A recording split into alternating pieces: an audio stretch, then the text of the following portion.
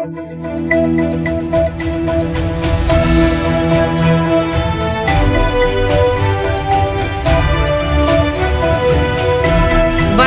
சக்தி சேனலின் புதுவையின் இன்றைய நிகழ்வுகள். புதுச்சேரி பாகூர் பகுதியில் வன்கொடுமையால் பாதிக்கப்பட்ட உயிரிழந்த நபரின் குடும்பத்திற்கு ஆதி திராவிட நலத்துறை மூலம் ரூபாய் 4,42,500 நிதி உதவியினை முதலமைச்சர் ரங்கசாமி வழங்கினார். கடலூர் மாவட்டம் வேளப்பாக்கத்தை சேர்ந்த முத்து என்பவர் புதுச்சேரி பாகூரில் அண்மையில் வன்கொடுமையால் பாதிக்கப்பட்டு இறந்தார். புதுச்சேரி அரசு ஆதி திராவிட நலத்துறை மற்றும் பழங்குடியினர் நலத்துறையின் மூலம் வன்கொடுமையால் பாதிக்கப்பட்டோருக்கு நிதி உதவி வழங்கும் திட்டத்தின் கீழ் ரூபாய் 4,42,500 நிதி உதவிக்கான காசோலையினை முதலமைச்சர் ரங்கசாமி இறந்த முத்துவின் மனைவி விகிதாவிடம் வழங்கினார். சட்டப்பேரவைத் தலைவர் செல்வம், ஆதி திராவிட நலத்துறை அமைச்சர் சரவணன்குமார், சட்டமன்ற உறுப்பினர் பாஸ்கர் என்கிற தட்சிணாமூர்த்தி, துறை இயக்குநர் இளங்கோவன் ஆகியோர் இந்நிகழ்ச்சியின் போது உடனிருந்தனர்.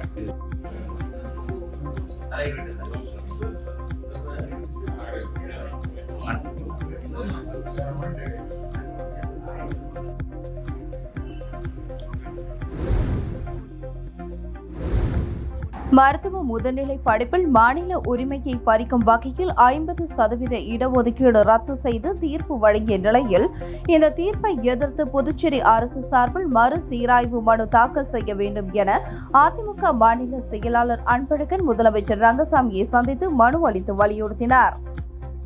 முதுநிலை மருத்துவ படிப்பு இடங்களை நீட் தேர்வு தேர்ச்சியை தகுதியாக கொண்டே அகில இந்திய அளவில் நிரப்ப வேண்டும் என உச்சநீதிமன்றம் தீர்ப்பளித்துள்ளது. இந்த தீர்ப்பின் மூலம் புதுச்சேரி மாநிலத்தில் வசிக்கும் மாணவர்கள் முழுமையாக பாதிக்கப்படும் சூழ்நிலை ஏற்பட்டுள்ளது. இந்த தீர்ப்பின் மூலம் புதுச்சேரி மாநிலத்தில் வசிக்கும் மாணவர்கள் முழுமையாக பாதிக்கப்படும் சூழ்நிலை ஏற்பட்டுள்ளது. இது தொடர்பாக அதிமுக மாநில செயலாளர் அன்பழகன் தலைமையில் 50க்கும் மேற்பட்ட மருத்துவக் கல்லூரி மாணவர்கள் முதலமைச்சர் ரங்கசாமியை சந்தித்து உச்சநீதிமன்றத்தின் தீர்ப்பை எதிர்த்து புதுச்சேரி அரசு சார்பில் மறுசீராய்வு மனு தாக்கல் செய்ய வேண்டும் என வலியுறுத்தினர். அதன் பின்னர் செய்தியாளர்களிடம் பேசிய அன்பழகன், இந்த தீர்ப்பு அமல்படுத்தப்பட்டால் எதிர்காலத்தில் புதுச்சேரியில் பிறந்து வளர்ந்த நம் மாணவர்கள் மருத்துவம் சார்ந்த முதுநிலை கல்வி பயில முடியாத ஒரு அபாயகரமான சூழ்நிலை ஏற்படும். இந்த தீர்ப்பின் உண்மை நிலையை உணர்ந்து பல தென்னிந்திய மாநிலங்கள் உச்சநீதிமன்ற தீர்ப்பை எதிர்த்து சீராய்வு மனு தாக்கல் செய்ய போவதாக அறிவித்துள்ளனர். எனவே நாமும் நமது மாநில மாணவர்களின் நலன் காக்க அரசு சார்பில் தற்பொழுது வழங்கப்பட்டுள்ள உச்சநீதிமன்ற தீர்ப்பை எதிர்த்து சீராய்வு மனு தாக்கல் செய்ய தாங்கள் சட்ட ரீதியான நடவடிக்கைகளை உடனடியாக எடுக்க வேண்டும் என்றார். நம்முடைய புதுச்சேரி மாநிலத்தில் பிறந்து வளர்ந்து பசிப்பிடித்தை ஆதாரமாக கொண்டு கல்வி பயிலக்கூடிய மாணவர்களுக்கு பிஜி வகுப்பில் ஒருவருக்கு கூட கல்வி பயில உரிய வாய்ப்பு இல்லாத ஒரு சூழ்நிலை இருக்கும். இப்போ நம்ம புதுச்சேரி மாநிலத்தை பொறுத்த மட்டும் மொத்தம் 370 சீட்டு இருக்குது. கடந்த ஆண்டு 186 பிள்ளைகள் நம்ம புதுச்சேரி மாநிலத்தில் பிறந்து வளர்ந்த பிள்ளைகள் 186 பிள்ளைகளுக்கு அரசின் கோட்டாவாக, மாநில கோட்டாவாக பிஜி படிப்பதற்கு வாய்ப்பு அளிக்கப்பட்டது. ஆனால் இந்த தீர்ப்பின் மூலமாக ஒருவருக்கு கூட எதிர்காலத்தில் புதுச்சேரி மாநிலத்திற்கு, அதாவது புதுச்சேரி மாநிலம் மட்டும் கிடையாது, இந்தியாவில் இருக்கிற எந்த மாநிலமாக இருந்தாலும் அந்த மாநிலத்தை சேர்ந்தவர்களுக்கு மாநில சம்பந்தமான இடஒதுக்கீடு ரத்து செய்யப்பட்டிருக்கிறதா தெரிவிச்சிருக்காங்க. அதனால இப்போ தென்னிந்தியாவில் பல மாநிலங்கள் அந்த தீர்ப்பை எதிர்த்து மறுசீராய்வு மனு சுப்ரீம் கோர்ட்டில் தாக்கல் பண்ணுறாங்க. அது சில ஸ்டேட்டில் கூட சொல்லிக்கிறாங்க. அதுமாரி புதுச்சேரி மாநிலத்திலும் நம்மளுடைய புதுச்சேரி மாணவர்களுடைய நலனை கருத்தில் கொண்டு நம்மளுடைய அரசு சுப்ரீம் கோர்ட்டினுடைய அதாவது மாணவர்களுக்கு எதிரான இந்த சுப்ரீம் கோர்ட்டினுடைய தீர்ப்பை சீராய்வு மனு ஒன்று மூலம் அரசு அப்பீல் பண்ணணும்னு சொல்லிட்டு நான் சொல்லிக்கிறேன். சிஎம் இது சரியான கோரிக்கை தான். இதை நாங்கள் உடனே சம்பந்தப்பட்ட உயர் அதிகாரிகள் அழைத்து பேசி அதற்குரிய சட்ட ரீதியான நடவடிக்கை எடுக்கணும். உப்பளத்தில் சேதம் அடைந்த ஏழைகளின் வீடுகளுக்கு விரைந்து நிவாரண நிதி வழங்க வலியுறுத்தி அனிபால் கன்னடி எம்எல்ஏ கோரிக்கை மனுவையும் ஆவணங்களையும் பிருத்திவி வட்டாட்சியரிடம் வழங்கினார். பெங்கல் புயல் காரணமாக புதுச்சேரியில் 48.4 சென்டிமீட்டர் மழை பதிவானது. கடந்த 30 ஆண்டுகளில் இல்லாத மழை பொழிவு இது என கூறப்படுகிறது. இந்த வரலாறு காணாத மழை புதுச்சேரியில் பல பாதிப்புகளை ஏற்படுத்தியுள்ளது. அதிலும் குறிப்பாக உப்பளம் தொகுதி பாதிப்புகள் நிவாரணம் சம்பந்தமாக திமுக உப்பளம் தொகுதி சட்டமன்ற உறுப்பினர் அனிபால் கென்னடி அவர்கள் பிருத்திவி வட்டாட்சியர் மற்றும் நிர்வாக நடுவர் அவர்களை நேரில் அலுவலகம் சென்று சந்தித்தார். கடல், அதை சார்ந்த பகுதி, பெரிய வாய்க்கால், உப்பனாறு வாய்க்கால், நீர்நிலைகள் பகுதிகள் சூழ்ந்துதான் உப்பளம் தொகுதி மக்கள் வசிக்கின்றனர். பாதிப்புகளை ஆய்வு செய்து சேதமடைந்த வீடுகளில் வசிக்கும் ஏழை மக்களுக்கு நிவாரணம் நிதி வழங்க வேண்டும் என்று சட்டமன்ற உறுப்பினர் கோரிக்கை வைத்து மனுக்களை பிருத்திவி வட்டாட்சியர் மற்றும் நிர்வாக நடுவர் அவர்களிடம் அளித்தார். உடன் தொகுதி செயலாளர் சக்திவேல், கிளை செயலாளர்கள் காளப்பன், ராகேஷ் ஆகியோர் உடன் இருந்தனர்.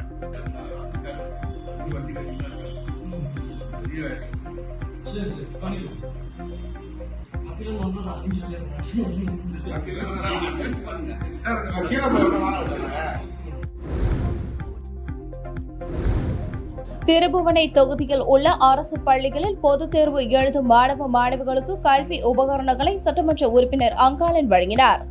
புதுச்சேரி மாநிலம் திருபுவனை தொகுதியில் உள்ள அரசு பள்ளிகளில் 10ஆம் வகுப்பு மற்றும் 12ஆம் வகுப்பு பொதுத் தேர்வு எழுதும் மாணவ மாணவிகளுக்கு கல்வி உபகரணங்கள் வழங்கும் நிகழ்ச்சி நடைபெற்றது. இதில் செல்லிப்பட்டு, சோரப்பட்டு, கொத்தபுரி நத்தம், திருபுவனை, மாதகடிப்பட்டு பாளையம் ஆகிய உயர்நிலைப் பள்ளிகள் மற்றும் களித்தீர்த்தாள் குப்பம், திருவாண்டார் கோவில் மேல்நிலைப் பள்ளி உள்ளிட்ட அரசு பள்ளிகளில் பொதுத் தேர்வு எழுதும் மாணவ மாணவிகளுக்கு கல்வி உபகரணங்களை திருபுவனை தொகுதியின் சட்டமன்ற உறுப்பினர் அங்காளன் வழங்கினார். நிகழ்ச்சியில் அங்காளன் எம்எல்ஏ மாணவ மாணவிகளுக்கு எழுத்துப் பொருட்களை வழங்கி பேசுகையில், திருபுவனை தொகுதிக்குட்பட்ட அரசு பள்ளிகளில் 10ஆம் வகுப்பு மற்றும் +2 பொதுத் தேர்வு எழுதவுள்ள மாணவர்களுக்கு அந்தந்த பள்ளிகளில் சிறப்பு வகுப்புகள் நடத்த ஏற்பாடு செய்யப்பட்டுள்ளது. மேலும் தனது சொந்த செலவில் சிற்றுண்டி வழங்கப்படும் என்றார். நிகழ்ச்சியில் பள்ளி தலைமை ஆசிரியர்கள், பெற்றோர்கள் மற்றும் சட்டமன்ற உறுப்பினரின் ஆதரவாளர்கள் ஏராளமானோர் கலந்து கொண்டு நிகழ்ச்சியை சிறப்பித்தனர்.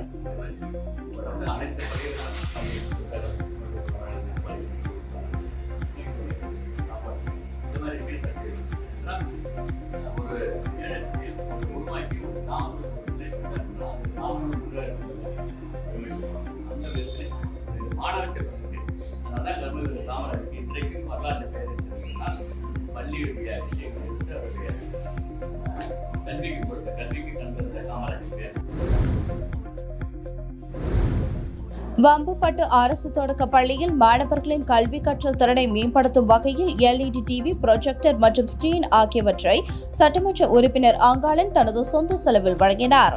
புதுச்சேரி மாநிலம் திருபுவனை சட்டமன்ற தொகுதிக்கு உட்பட்ட வம்புப்பட்டு அரசு தொடக்க பள்ளியில் மாணவர்களின் கல்வி கற்றல் திறனை மேம்படுத்தும் வகையில் LED டிவி, ப்ரொஜெக்டர் மற்றும் ஸ்கிரீன் மற்றும் மாணவர்களுக்கு கல்வி உபகரணங்கள் வழங்கும் நிகழ்ச்சி நடைபெற்றது.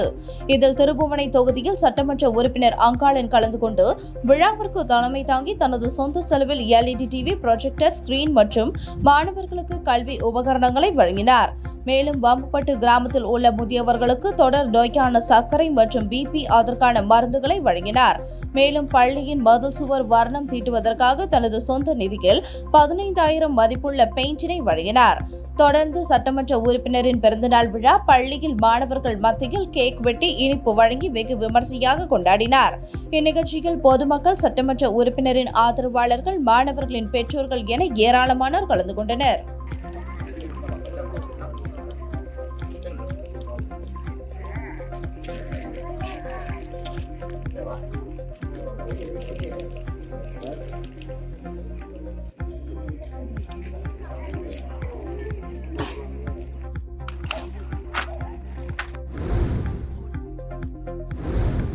தவளக்குப்பம் தானம்பாளையம் பகுதியில் அமைந்துள்ள செயின்ட் ஜோசப் ஆங்கில மேல்நிலைப் பள்ளியில் 12ஆம் ஆண்டு பள்ளி ஆண்டு விழா வெகு சிறப்பாக நடைபெற்றது. புதுச்சேரி மாநிலம் தவளக்குப்பம் தானம்பாளையம் பகுதியில் செயின்ட் ஜோசப் ஆங்கில மேல்நிலைப் பள்ளி அமைந்துள்ளது. இந்த பள்ளியின் 12வது ஆண்டு விழா பள்ளி வளாகத்தில் கோலாகலமாக நடந்தது. பள்ளியின் சேர்மன் ராமோ தலைமை தாங்கி பேசினார். துணை சேர்மன் திருமுருகன் வாழ்த்துரை வழங்கினார். முன்னதாக தாளாளர் யுவராஜ் அனைவரையும் வரவேற்றார். புதுச்சேரி மாநில சட்டப்பேரவைத் தலைவர் ஏம்பலம் செல்வம் சிறப்பு அழைப்பாளராக கலந்து கொண்டு போட்டிகளில் வெற்றி பெற்றவர்களுக்கு பரிசுகளை வழங்கி சிறப்புரையாற்றினார். முன்னதாக பள்ளியின் நுழைவு பகுதியில் ரிப்பன் வெட்டியும் அதனைத் தொடர்ந்து குத்து விளக்கு ஏற்றியும் ஆண்டு விழாவை தொடக்கி வைத்தார். தவளக்குப்பம் கூட்டுறவு சங்க முன்னாள் இயக்குநர் சக்திவேல் நன்றி கூறினார். ஆண்டு விழாவிற்கான ஏற்பாடுகளை செயின்ட் ஜோசப் ஆங்கில மேல்நிலைப் பள்ளி ஆசிரியர்கள் அனைவரும் செய்திருந்தனர். அதனைத் தொடர்ந்து பள்ளியில் சிறுவர் சிறுமியர்கள் பங்கேற்ற பல்வேறு வகையான கலை நிகழ்ச்சிகள் நடத்தப்பட்டது. பள்ளி அளவில் நடைபெற்ற கராத்தே போட்டியில் கலந்து கொண்டு பரிசு பெற்ற மாணவிக்கு கேடயம் வழங்கி சிறப்பிக்கப்பட்டது. மேலும் குடியரசு தின விழாவில் கலந்து கொண்டு சிறப்பு பரிசு பெற்ற மாணவ மாணவிகளுக்கு நினைவு பரிசு வழங்கப்பட்டது. இந்த ஆண்டு விழாவில் பள்ளியில் பயிலும் மாணவ மாணவிகளின் பெற்றோர்கள் அனைவரும் கலந்து கொண்டு சிறப்பித்தனர்.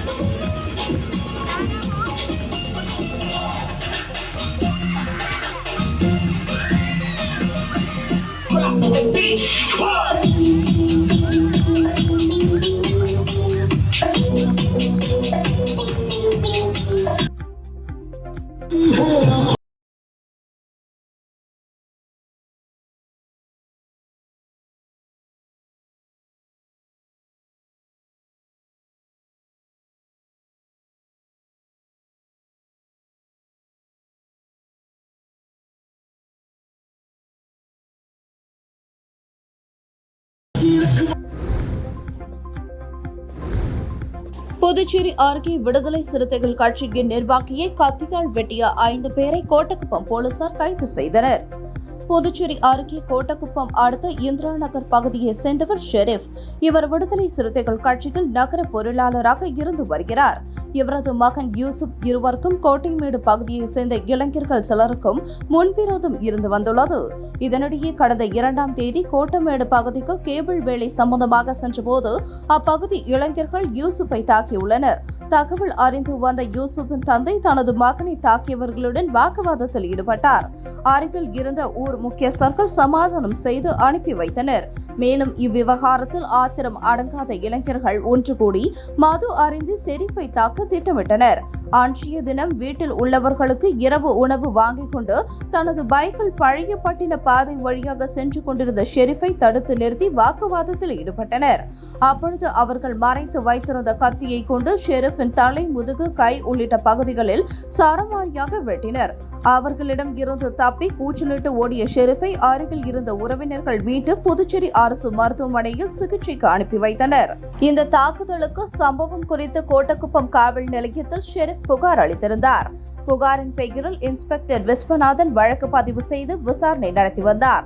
இந்நிலையில் ஷெரீப்பை தாக்கிவிட்டு தலைமறைவாக இருந்த இந்திரா நகர் பகுதியை சேர்ந்த பாலா என்கின்ற பாலகணேஷ் 18 மற்றும் அவரது நண்பர்களான கோட்டமேடு பகுதியை சேர்ந்த விஷ்ணு 24, சுதாகர் 29, ரஞ்சித் 31, விஸ்வா 18 ஆகிய 5 பேரை நேற்று அதிகாலை கீழ்புத்துப்பட்டு அருகே உள்ள காட்டு பகுதியில் பதுங்கி இருந்தபோது கைது செய்து நீதிமன்றத்தில் ஆஜர்படுத்தி சிறையில் அடைத்தனர்.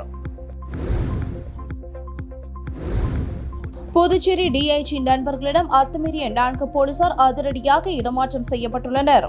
புதுச்சேரி டிஐஜி சத்யசுந்தரம் இவரது நண்பர்கள் சிலர் புதுவை கிருமாம்பாக்கம் பகுதியில் உள்ள ரெசார்ட்டில் தங்கியிருந்தனர். இவர்கள் காரில் புதுவையை சுற்றி பார்த்துவிட்டு ரெசார்ட்டுக்கு திரும்பினர். அப்பொழுது கிருமாம்பாக்கம் போலீசார் அவர்களின் காரை மடக்கி விசாரித்துள்ளனர். இதில் காரின் ஆவணங்கள் அனைத்தையும் காண்பித்த போதும் அந்த காவலர்கள் தேவையற்ற சில ஆவணங்களை கேட்டுள்ளனர். அதோடு வலுக்கட்டாயமாக அபராதம் கொடுக்க வேண்டும் என கூறி தகராறு செய்து அத்துமீறியதாக கூறப்படுகிறது. இந்த சம்பவத்தை காரில் இருந்தவர்கள் வீடியோ எடுத்து டிஐஜி சத்யசுந்தரத்திற்கு அனுப்பியுள்ளனர்.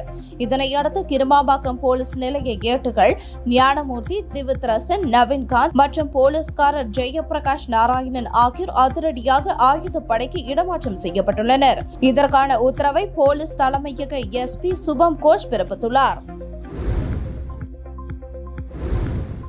மருத்துவம் படிக்க ஆசைப்பட்ட பிள்ளைகளின் கனவு நிறைவேறாததால் மருத்துவ மாணவர்களின் ஆராய்ச்சிக்காக வயதான தம்பதியினர் உடல் உறுப்பு தானம் செய்த சம்பவம் புதுச்சேரியில் நிகழ்ச்சியை ஏற்படுத்தியுள்ளது. புதுச்சேரி வெள்ளியனூர் ஆரம்ப சுகாதார நிலையத்தில் உடல் உறுப்பு தான விழிப்புணர்வு நிகழ்ச்சி நடைபெற்றது.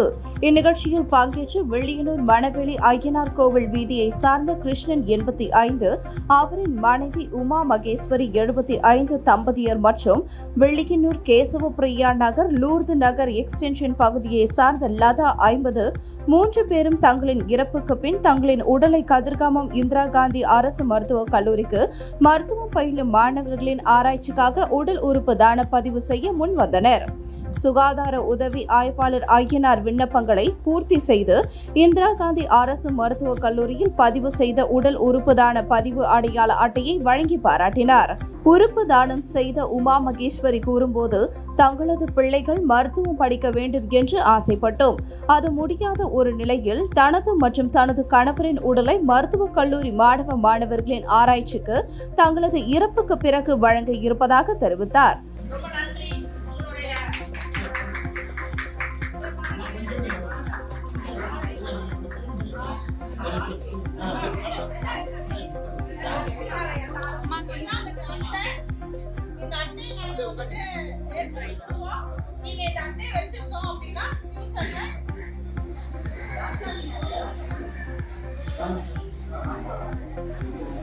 பொதுமக்களுக்கு நான் சொல்வது என்னன்னா, எங்களுடைய உடலை தானம் செய்யறதை விட செய்கிறோம். அதே போல நீங்களும் கொடுக்கணும்னு எண்ணம் உள்ளவங்க கொடுக்கலாம். ஏன்னா நம்மளுடைய உடலை மண்ணுக்குள்ள புதைக்கிறதும் ஒண்ணுதான், எரிக்கிறதும் ஒண்ணுதான். ஆனா நம்மளால பல மக்கள், பல பிள்ளைகள் நம்மளுடைய ஆராய்ச்சி செய்து பலருக்கு நன்மை செய்வார்கள். என்னுடைய கணவருக்கு 85 வயசு ஆகுது, எனக்கு 75 வயசு ஆகுது. நான் என்னுடைய பிள்ளைங்களை டாக்டருக்கு படிக்க வைக்கணும்னு நினைச்சேன், ஆனா முடியாத போயிடுச்சு. ஆனா என்னுடைய உடலை மருத்துவக் கல்லூரி கொடுத்தா அங்க உள்ள பிள்ளைகள் பாடம் கத்துக்கலாம். அவங்க நல்லா நம்ம உடலை பார்த்து எது எந்தெந்த உறுப்பு எப்படி இருக்குதுன்னு கண்டுபிடிச்சு அவங்க 10 பேருக்கு அதனால மருத்துவம் செய்யலாம் என்ற ஒரு நல்ல எண்ணத்துல தான் என்னுடைய உடையையும் என்னுடைய கணவருடைய உடலையும் தானமாக கொடுத்தேன். காரைக்கால் மீனவர்கள் மீது துப்பாக்கி சூடு நடத்திய இலங்கை அரசை கண்டித்தும் நடவடிக்கை எடுக்காத மத்திய அரசை கண்டித்தும் காரைக்கால் காங்கிரஸ் கட்சி சார்பில் வரும் 8ஆம் தேதி கண்டன ஆர்ப்பாட்டம் நடைபெறும் என அறிவிக்கப்பட்டுள்ளது. காங்கிரஸ் கட்சியின் முன்னாள் மாநில தலைவர் சுப்பிரமணியன், முன்னாள் அமைச்சர் கமலக்கண்ணன் ஆகியோர் காரைக்கால் கூட்டாக செய்தியாளர்களை சந்தித்தனர். அப்பொழுது பேசிய அவர்கள், கடந்த 27ஆம் தேதி காரைக்கால் மாவட்டம் கிளிஞ்சல்மேடு பகுதியைச் சேர்ந்த 13 மீனவர்களையும் அவர்களது விசைப்படகையும் சிறைப்பிடித்ததோடு 2 மீனவர்கள் மீது துப்பாக்கி சூடு நடத்தியுள்ளது. இந்த துப்பாக்கிச் சூடில் கடுமையாக பாதிக்கப்பட்ட கிளிஞ்சல்மேடு கிராமத்தை சேர்ந்த செந்தமிழ் என்பவருக்கு பலத்த காயம் ஏற்பட்டு அவர் யாழ்ப்பாணம் மருத்துவமனையில் அனுமதிக்கப்பட்டுள்ளார். இந்த நிலையில் அவருக்கு உரிய மேல் சிகிச்சை அளிக்க அவரை சென்னை கொண்டு வந்து உரிய சிகிச்சை அளிக்க மத்திய அரசு முன்வர வேண்டும். சிறைப்பிடிக்கப்பட்ட மீனவர்கள் மற்றும் அவர்களது மீன்பிடி படகுகளை விடுவிக்க வேண்டும் உள்ளிட்ட கோரிக்கைகளை வலியுறுத்தி காங்கிரஸ் கட்சி சார்பில் வரும் 8ஆம் தேதி காரைக்கால் புதிய பேருந்து நிலையம் அருகில் கண்டன ஆர்ப்பாட்டம் நடைபெறும் என அறிவித்தனர். புதுச்சேரி மீனவம் காப்பம் நிர்வாகி மீது பொய் வழக்கு அளித்த மீன்வளத்துறை அதிகாரியை கண்டித்து முதலியார்பேட்டை காவல் நிலையம் அருகே கண்டன ஆர்ப்பாட்டம் நடைபெற்றது. புதுச்சேரி மீனவம் காப்பம் மக்கள் இயக்கம் மகளிர் அணி சார்பில் கண்டன ஆர்ப்பாட்டம் நடந்தது. முதலியார்பேட்டை தபால் நிலையம் எதிரே நடந்த ஆர்ப்பாட்டத்திற்கு மகளிர் மாவட்ட பொறுப்பாளர்கள் இலக்கியா, அருந்ததி, விழிமலர் ஆகியோர் தலைமை தாங்கினர். தலைமை ஒருங்கிணைப்பாளர் தர்மராஜ் முன்னிலை வகித்தார். இதில் நேரு எம்எல்ஏ கலந்து கொண்டு கண்டன உரையாற்றினார். ஆர்ப்பாட்டத்தில் மாவட்ட பொறுப்பாளர் செல்வநாதன், மீனவர் நலத்துறை உதவி ஆய்வாளர் குருமூர்த்தியிடம் தகராறு செய்ததாக பதிவு செய்துள்ள பொய் வழக்கை வாபஸ் பெற வேண்டும் என வலியுறுத்தப்பட்டது. தொடர்ந்து மீனவர் நலத்துறை உதவி ஆய்வாளர் குருமூர்த்தி மீது முதலியார்பேட்டை போலீசில் புகார் அளிக்கப்பட்டது.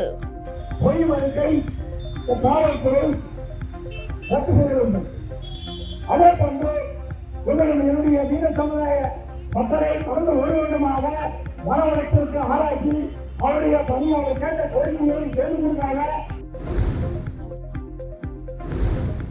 மத்திய பட்ஜெட்டை எதிர்த்து AIUTUC புதுச்சேரி மாநில குழு சார்பில் கருவடிக்குப்பம் சிவாஜி சிலை அருகே கண்டன ஆர்ப்பாட்டம் நடைபெற்றது. மத்திய தொழிற்சங்கங்கள் முன்வைத்த கோரிக்கைகளை நிதிநிலை அறிக்கையில் இடம்பெற செய்யாத பொதுமக்கள், தொழிலாளர்கள், விவசாயிகள் நலனை புறக்கணிக்கும் ஒன்றிய பட்ஜெட்டை எதிர்த்து AIUTUC புதுச்சேரி மாநில குழு சார்பில் கருவடிக்குப்பம் சிவாஜி சிலை அருகே இன்று காலை கண்டன ஆர்ப்பாட்டம் நடைபெற்றது. தலைவர் சங்கரன் தலைமை தாங்கினார். செயலாளர் சிவகுமார் முன்னிலை வகித்தார். அகில இந்திய நிர்வாக குழு அனவரதன், சுசி, கம்யூனிஸ்ட் மாநில செயலாளர் லெனின்துரை ஆகியோர் கண்டன உரையாற்றினர். நிர்வாகிகள் கலை செல்வன், ஆனந்தன், கணபதி ராஜா, அருள் மற்றும் பலர் கலந்து கொண்டனர். தொழிலாளர் விரோத சட்ட தொகுப்புகள் 4ஐயும் திரும்ப பெற வேண்டும், விலைவாசி உயர்வை கட்டுப்படுத்த வேண்டும், குறைந்தபட்ச ஊதியம் ரூபாய் 20,000 நிர்ணயம் செய்ய வேண்டும், முறைசாரா தொழிலாளர்களுக்கு சமூக பாதுகாப்பு நிதியத்தை உருவாக்க வேண்டும், பழைய ஓய்வூதிய திட்டத்தை அமல்படுத்த வேண்டும் உள்ளிட்ட கோரிக்கைகளை முன்வைத்து கோஷங்கள் எழுப்பப்பட்டன. புதுச்சேரி சன்னியாசிக்குப்பம் பகுதியில் அமைந்துள்ள சப்தமாதா ஆலயத்தில் வசந்த பஞ்சமியை முன்னிட்டு வராகி அம்மனுக்கு சிறப்பு அபிஷேகம் நடைபெற்றது. புதுச்சேரி சன்னியாசிக்குப்பத்தில் அமைந்துள்ளது ஸ்ரீ சப்தமாதா ஆலயம். இந்த ஆலயத்தில் எழுந்தருளியுள்ள வராகி அம்மனுக்கு வசந்த பஞ்சமியை முன்னிட்டு சிறப்பு அபிஷேகம் நடைபெற்றது. பால், தயிர், சந்தனம், பன்னீர், மஞ்சள், திருநீர் உள்ளிட்ட வாசனை திரவியங்கள் கொண்டு அபிஷேகம் செய்யப்பட்டு கலச நீர் கொண்டும் அபிஷேகம் செய்யப்பட்டது. தொடர்ந்து வராகி அம்மனுக்கு சந்தனம் மற்றும் மலர்களால் அலங்காரம் செய்யப்பட்டு தீபாராதனை காட்டப்பட்டது. இதில் பக்தர்கள் பலரும் கலந்து கொண்டு அம்மனை வழிபட்டு சென்றனர். இத்துடன் சக்தி சேனலின் புதுவையின் இன்றைய நிகழ்வுகள் முடிவடைகின்றன. வணக்கம். உங்கள் சக்தி சேனலின் புதுவையின் அன்றாட நிகழ்வுகளை உடனுக்குடன் தெரிந்து கொள்ள சக்தி சேனல் புதுச்சேரி யூடியூப் சேனலை சப்ஸ்கிரைப் செய்து கொள்ளுங்கள். மறக்காமல் பெல் பட்டனையும் கிளிக் பண்ணுங்க. ஷேர் பண்ணுங்க, லைக் பண்ணுங்க. உங்கள் சக்தி சேனல்.